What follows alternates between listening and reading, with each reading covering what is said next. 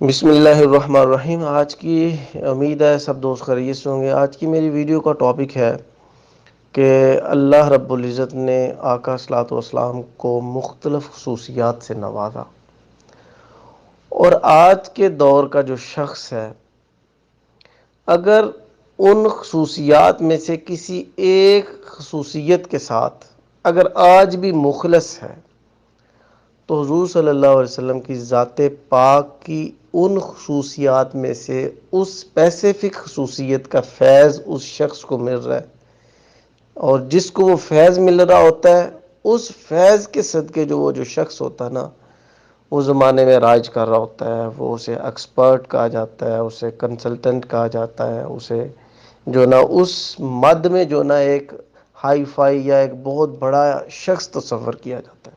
ٹھیک ہے، جیسے آقا صلوات و اسلام کی ذات پاک میں وہ سخاوت بھی تھی، حضور صلی اللہ علیہ وسلم کی ذات پاک میں شجاعت بھی تھی، آپ کی ذات میں تقوی بھی تھا، طہارت بھی تھی، آپ کی ذات میں نظریہ بھی تھا، آپ کی ذات میں وہ نرم خو ہونا بھی شامل تھا، آپ کی ذات میں عفو درگزر ہونا بھی شامل تھا، آپ کی ذات میں اسلام اور انسان دشمن قوتیں تھیں ان کے لیے غضب ناک ہونا شامل بھی تھا۔ آپ کی ازواجی زندگی ماشاءاللہ کتنی زبردست قسم کی، مساوات کا عالم بھی تھا آپ کی لائف میں۔ آپ کی زندگی میں وہ ایموشنز کا عمل دخل بھی تھا، آپ کی لائف میں لاجکس کا عمل دخل بھی تھا، سائنس کو بھی آپ اون کرتے۔ یہ ساری کی ساری چیزیں حضور صلی اللہ علیہ وسلم کی ذات پاک کا حصہ تھی۔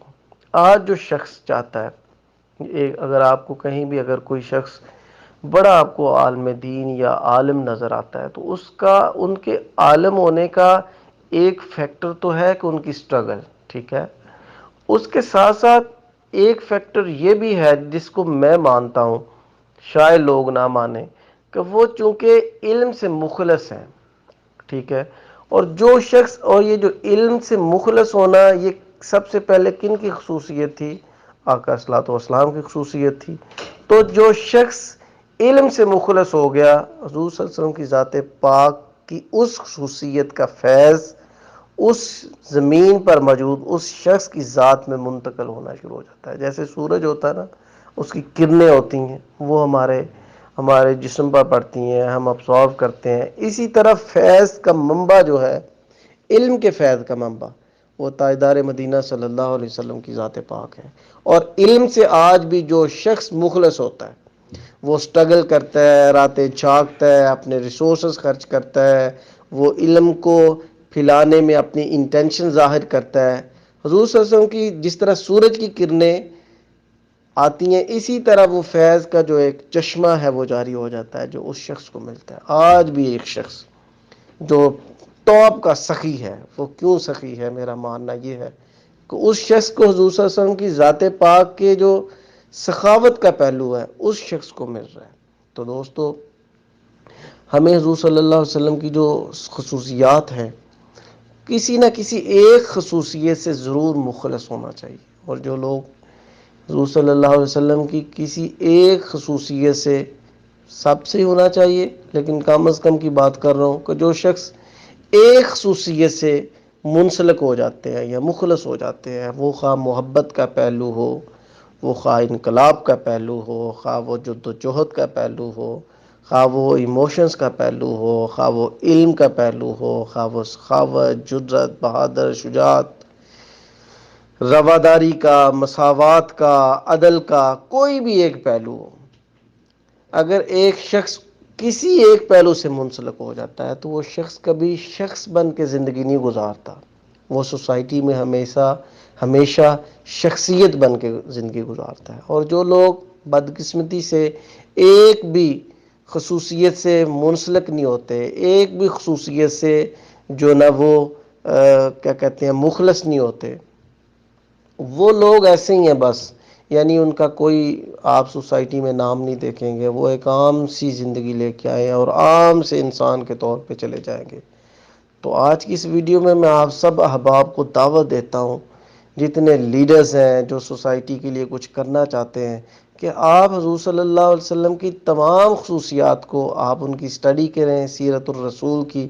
آپ دیکھیں آپ گھر کے باہر کیسے تھے، آپ دیکھیں آپ گھر کے باہر اندر کیسے تھے، باہر کیسے تھے، آپ مساجد میں کیسے جاتے، آپ اپنے جو کولیگز تھے، اپنے جو فرینڈس تھے، ان کے ساتھ آپ کا کیا کیسے اٹھنا بیٹھنا تھا، آپ کا غیر مسلموں کے ساتھ کیا رویہ تھا، آپ کا ایمان اور مومنوں کے ساتھ مسلمانوں کے ساتھ کیا رویہ تھا، آپ کی تھاٹس کیا تھیں، آپ کے ورڈز کیا تھے، آپ کی پرسنالٹی کیا تھی.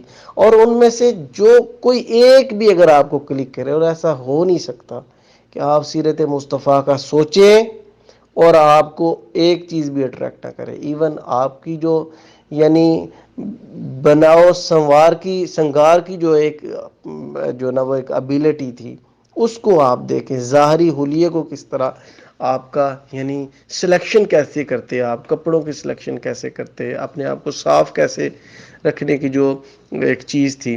تو ایسا ہو نہیں سکتا کہ آپ سیرت الرسول کی اسٹڈی کریں اور کوئی چیز آپ کو اٹریکٹ نہ کرے. آپ اس کی ضرور اسٹڈی کریں. میں آپ کو بار بار یہ دعوت دیتا ہوں کہ آپ سیرت المصطفیٰ کی اسٹڈی کریں، اور جو پہلو آپ کو زیادہ اٹریکٹ کرے اس پہلو کے ساتھ آپ مخلص ہو جائیں. اتنے مخلص ہو جائیں کہ پھر کبھی وہ چیز کمپرومائز نہ ہو. آپ کو ریسورس لگانے پہ لگائیں، آنکھیں بند کر کے لگائیں. اگر کوئی دشمن بنتا ہے بن جائے، اگر کوئی ایسی چیز آتی ہے کبھی بھی اس پہلو سے پھر آپ دغا نہ کریں، بے وفائی نہ کریں.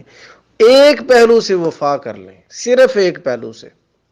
میں بانگے دروہے یہ بات کر رہا ہوں کہ صرف ایک پہلو سے وفا کر لیں، واللہ آپ سارے شخص نہیں شخصیت بن کے زندگی گزاریں گے. آپ ایک گمنام گلیوں اور گمنام قبرستان کا حصہ نہیں ہوں گے، بلکہ تاریخ میں آپ کا نام لکھا جائے گا. آپ کے لوگ اگزامپلس دیں گے. لوگ اپنے بچوں کو آپ کے گھروں میں آپ کے سامنے بٹھایا کریں گے کہ سر ہمارے بچوں کو ٹیچ کریں، آپ کی ضرورت ہے. لوگ آپ کو امپورٹنس دیں گے.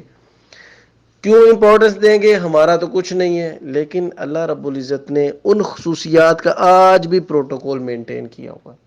وہ خصوصیات کسی بھی پرسنالٹی کا حصہ بن جائیں، چونکہ اللہ رب العزت نے اپنے حبیب کی ایک ایک خصوصیت کا پروٹوکول آج بھی مینج کیا ہوا ہے. تو وہ خواہ ایکس کے پاس چلی جائیں، وہ زیڈ کے پاس چلی جائے، وہ اے کے پاس چلی جائیں، وہ بی کے پاس چلی جائیں، چونکہ اللہ رب العزت نے اس کا پروٹوکول سیٹ کیا ہوا ہے.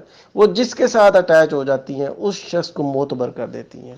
تو بہر دیگر اللہ رب العزت ہمیں اپنے حبیب صلی اللہ علیہ وسلم کا سچا عشق، محبت، معرفت اور ان سے ہمیں مزید مزید جو ہے نا وہ اٹیچ ہونے کی توفیق عطا فرمائے.